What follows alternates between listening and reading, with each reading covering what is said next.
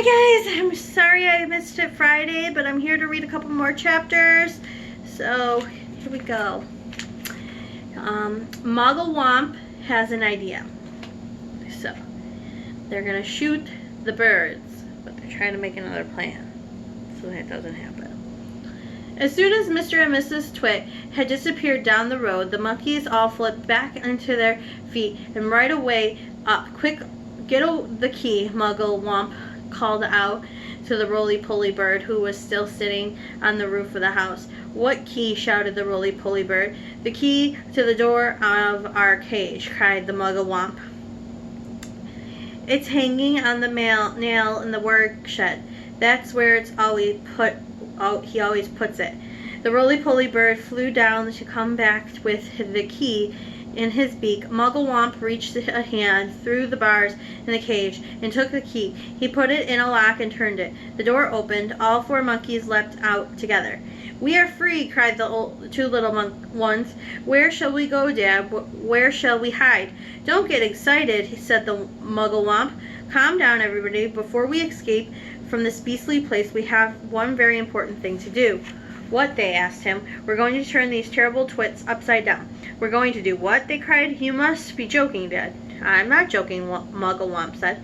We're going to turn both Mr. and Mrs. Twits upside down by their legs in the air. Don't be ridiculous, the roly-poly bird said. How can we possibly turn these two maggoty old monsters upside down? Here are the monkeys escaping.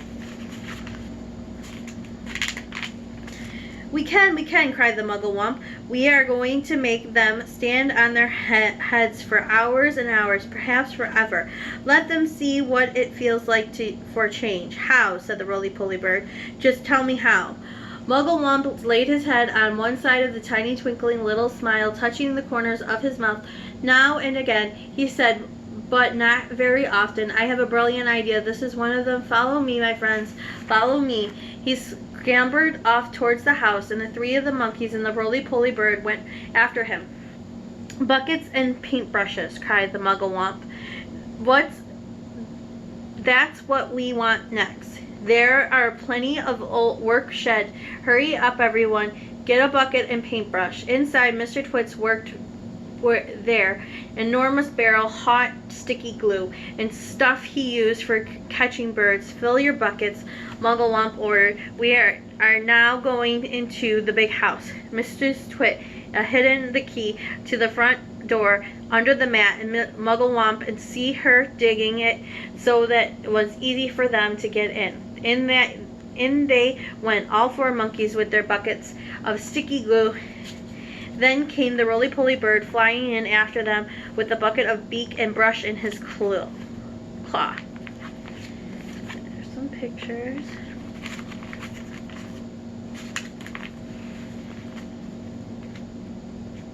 The great glue painting begins. This is in the living room, announced the Muggle Wump. The grand, glorious living room where the two fearful, frumptious freaks eat bird pie every week for supper. Please don't mention bird pie again, said the roly-poly bird. It gives me the shudders. We mustn't waste time, cried the Muggle Wump. Hurry up.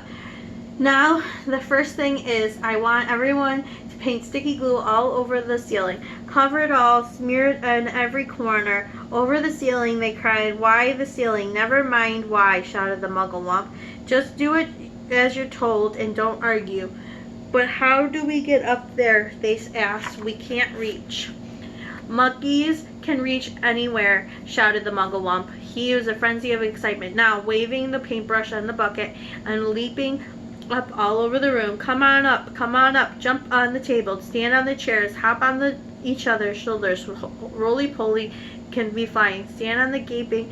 We have to hurry. Don't you understand that? Those terrible twits will be back any moment, and this time they have guns. Get on with it. For heaven's sake, get on with it.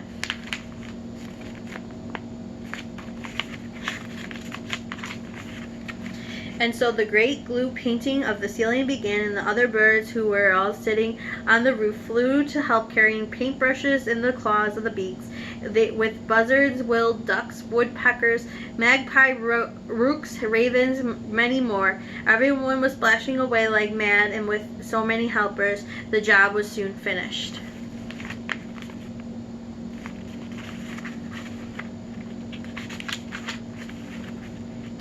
Alright, we're going to stop there. Tomorrow we'll read The Carpet Goes on the Ceiling.